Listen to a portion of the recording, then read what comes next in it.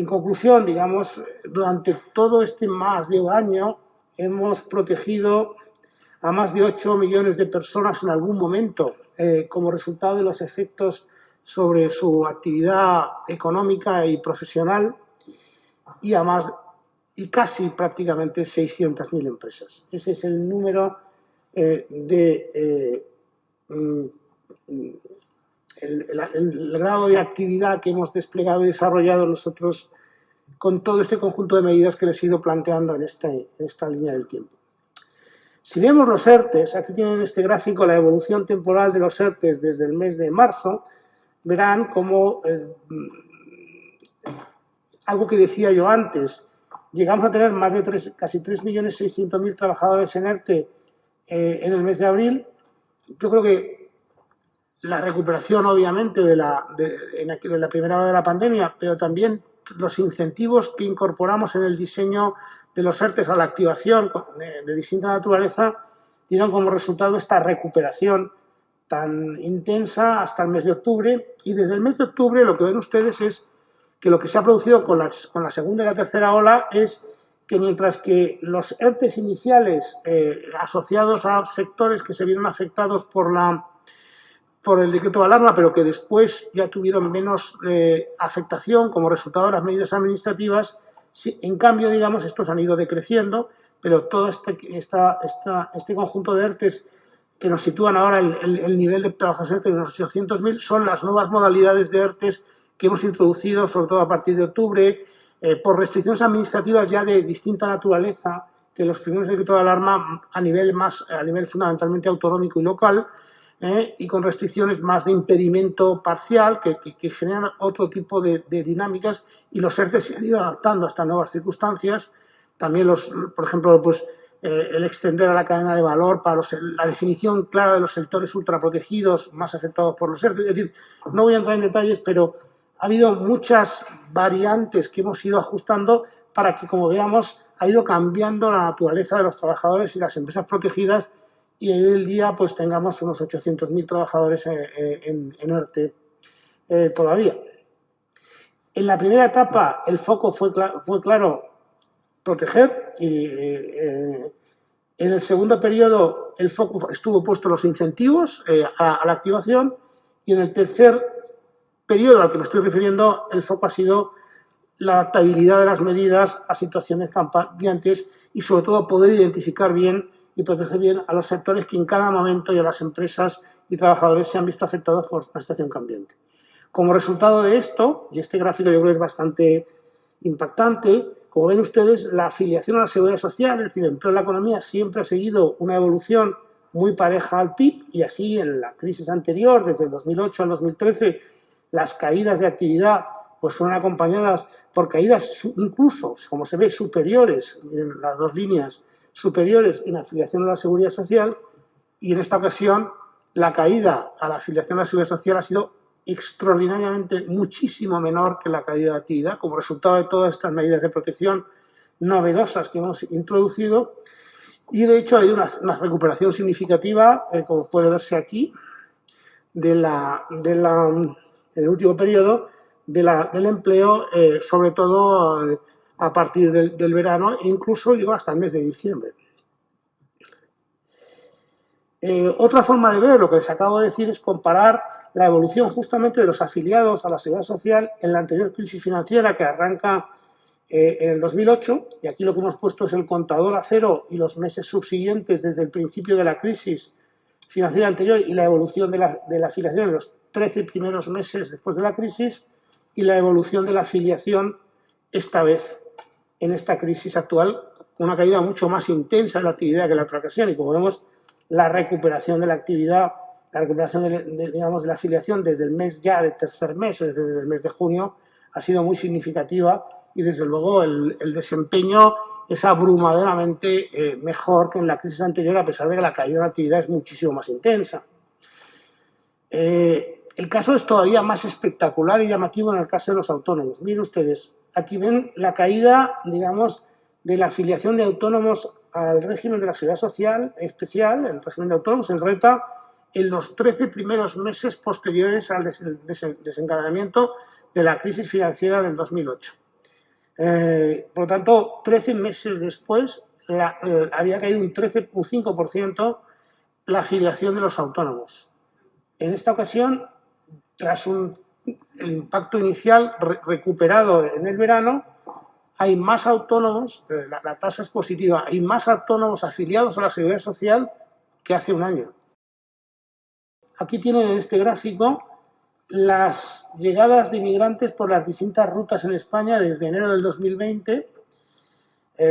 la ruta argelina, la ruta del Estrecho y sobre todo la ruta canaria, que tiene, como vemos, ese flujo intensísimo de llegadas desde el mes de agosto hasta el mes de enero, que ha generado este problema al que me refería anteriormente. Han llegado, de hecho, en 2020, más de 23.000 personas a Canarias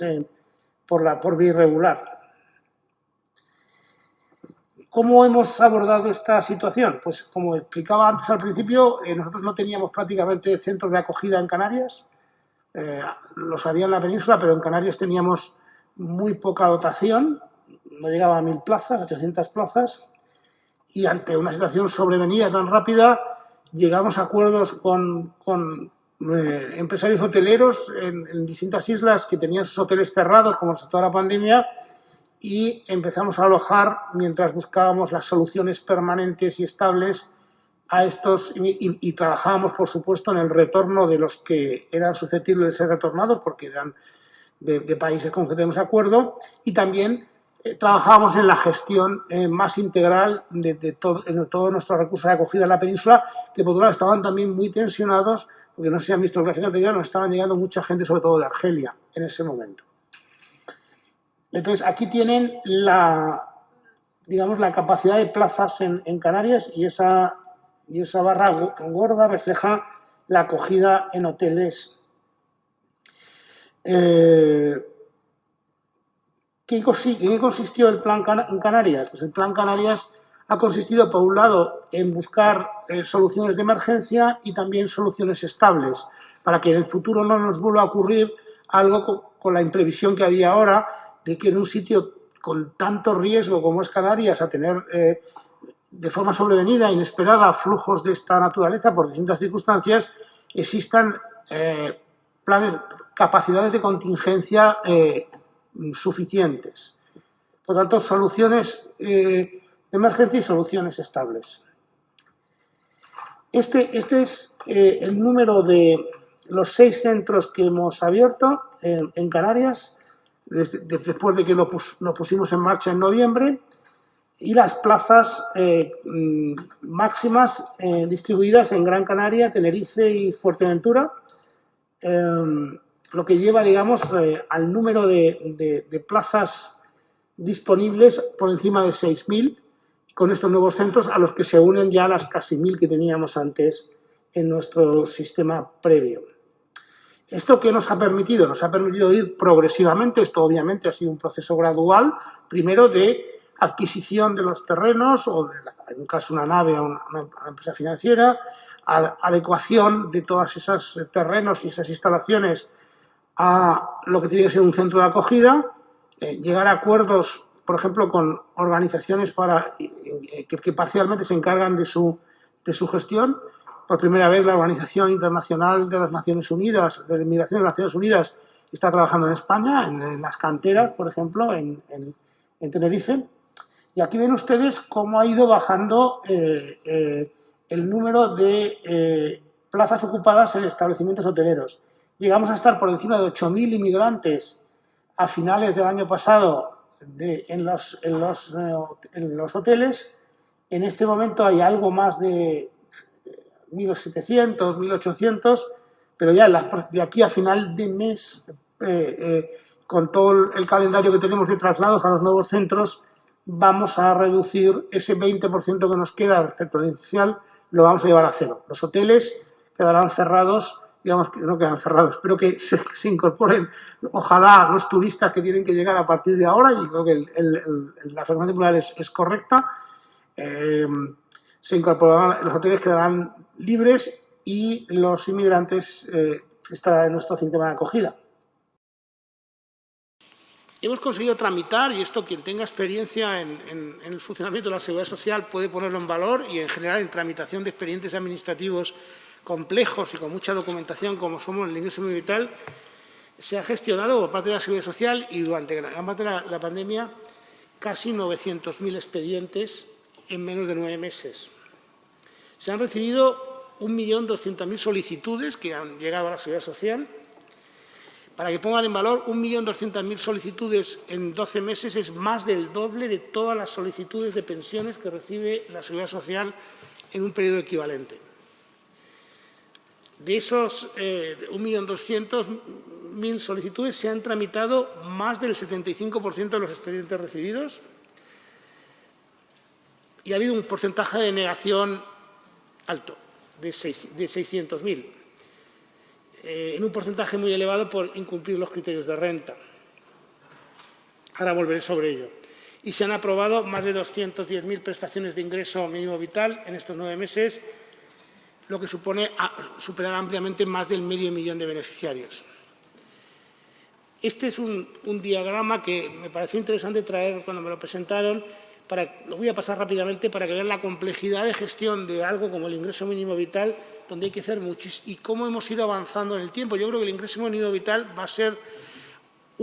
a permitir una nueva forma de trabajar entre administraciones, porque lo que estamos consiguiendo, y esto progresivamente, es que a los ciudadanos progresivamente le tengamos que pedir menos información, porque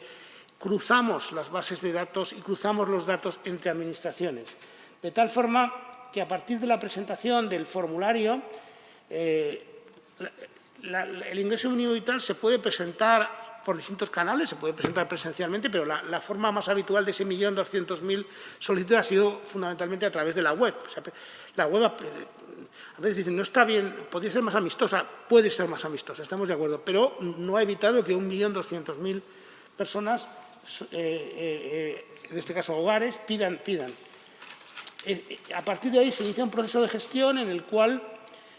pues todos los expedientes, todos los documentos que se han puesto en la web se guardan, digamos, para su evaluación y posterior registro, puede haber reclamaciones, etcétera, y se inicia un proceso de comprobación de datos automático.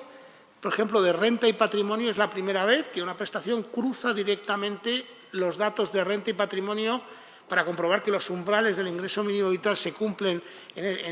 o no, los umbrales previstos, con la agencia tributaria y con las agencias forales. Y se cruza con el INE, y hemos avanzado mucho, porque no estaba preparado el INE, pero lo hemos ido consiguiendo progresivamente en estos meses, cruzar los datos del padrón y sobre todo del padrón histórico. Y con la policía también se cruzan en los datos que tienen que ver pues, con distintas circunstancias que requieren información que ellos tienen. Al mismo tiempo se cruza con la base de datos de pensiones que existe en el INS y se cruza con el fichero de afiliación también para determinadas circunstancias, el fichero de afiliación y la base de datos que tiene la Tesorería de la Seguridad Social. Todo esto es un proceso absolutamente novedoso en el que además, para poder gestionar este enorme volumen de expedientes que nos han llegado en tan poco tiempo, se han utilizado técnicas robóticas novedosas en la Seguridad Social y un archivo documental asociado adecuado. Como decía antes, el ingreso vital ha llegado ya a 565.000 personas y el impacto desde el punto de vista de reducción de la pobreza infantil es extraordinariamente importante. Hay 250.000 beneficiarios que son menores de edad, casi la mitad, y hay un 32% de hogares que son monoparentales. Y 7 de cada 10 hogares de los más de 200, en torno a 210.000 beneficiarios al día de hoy del ingreso vital tienen menores.